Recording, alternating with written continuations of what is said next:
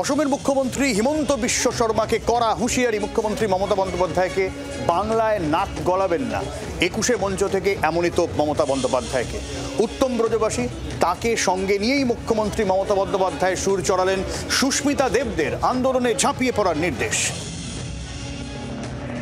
जो भारत का नागरिक नहीं है, जो घुसपैठ करके आया है, उसके साथ भारत के संविधान के तहत न्याय सम्मत कार्रवाई होती रहेगी।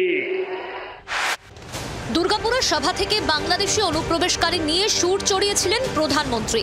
তার 72 ঘন্টার মধ্যে বাঙালি হেনস্থা নিয়ে পাল্টা বিজেপি সরকারকে বিঁধলেন মুখ্যমন্ত্রী।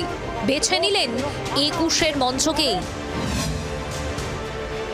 তৃণমূলের 21-এর মঞ্চে হাজির থাকতে রবিবার কলকাতায় চলে এসেছিলেন কোচবিহারের দিনহাটার বাসিন্দা উত্তম ব্রজবাসী। রাজবংশী সমাজের এই প্রতিনিধিকে শহীদ সমাবেশে উত্তরীয় পরিয়ে সম্মান জানান খোদ তৃণমূল নেত্রী। চলতি বছরের জানুয়ারিতে উত্তমকে অবৈধ অনুপ্রবেশকারী হিসেবে চিহ্নিত করে নোটিশ পাঠিয়েছে অসম সরকার। তাকে পাশে ডেকে নিয়ে অসমের বিজেপি সরকারকে কড়া আক্রমণ করেন মুখ্যমন্ত্রী। রাজবংশী ভাই উত্তম, এসো তো আমার কাছে। উত্তম এসো। কুচবিহার থেকে থাকে, কুচবিহারে 50 বছর ধরে। আসাম থেকে, আসাম গভর্নমেন্ট কত বড় উদ্ধত্ত, তাকে এনআরসির নোটিশ পাঠিয়েছে। বলুন, একটা রাজবংশী ভাই তার কি অধিকার আছে?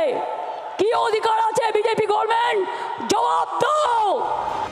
দিন কয়েক আগে তৃণমূল সরকারের বিরুদ্ধে আক্রমণ শানিয়েছিলেন অসমের মুখ্যমন্ত্রী হিমন্ত বিশ্ব শর্মা। তার অভিযোগ ছিল বাংলাদেশি মুসলিম অনুপ্রবেশকারীদের রক্ষা করার মরিয়া চক্রান্ত করছে তৃণমূল। 21-এর মঞ্চ থেকে পাল্টা তোপ মমতা বন্দ্যোপাধ্যায়।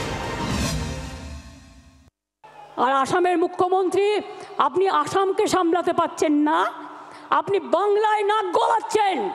নাক গলানো বন্ধ করুন, তা নাহলে সুস্মিতা দেবদের বলবো আন্দোলন গড়ে তুলুন। আমরা সবাই যাব, দেখি কত ডিটেনশন ক্যাম্পে আমাদের ভরতে পারে। বলুন না, একবার তো কিতকিত খেলেছিলেন ওরা এতে গিয়ে আসাম বিমানবন্দরের লবিতে, সে দেখেছে তো মানুষ। আন্দোলন করতে তো কারণ কোনো বাধা নেই, এটা তো পশ্চিমবঙ্গ নয়।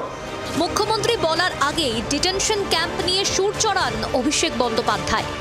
বাংলার মানুষকে ডিটেনশন ক্যাম্পে নিয়ে যেতে চায়, এদেরকে 26-এর পর ডিটেনশন ক্যাম্পে আমরা নিয়ে যাব। এদেরকে ডিটেনশন ক্যাম্পে রাজনৈতিকভাবে গণতান্ত্রিকভাবে হারিয়ে আমরা নিয়ে যাব। 24-এর লোকসভা নির্বাচনে এনআরসিকে অন্যতম হাতিয়ার করেছিলেন মমতা বন্দ্যোপাধ্যায়। 26-এর ভোটের আগেও সেই ইস্যু ফের টেনে আনলেন তিনি। অস্ত্র ধারালো করতে 21-এর মঞ্চ থেকে বাঙালি আবেগে শানও দিয়ে রাখলেন। ব্যুরো রিপোর্ট, জি 24 ঘন্টা। বাংলার আওয়াজ, বাঙালির আবেগ, জি 24 ঘন্টা।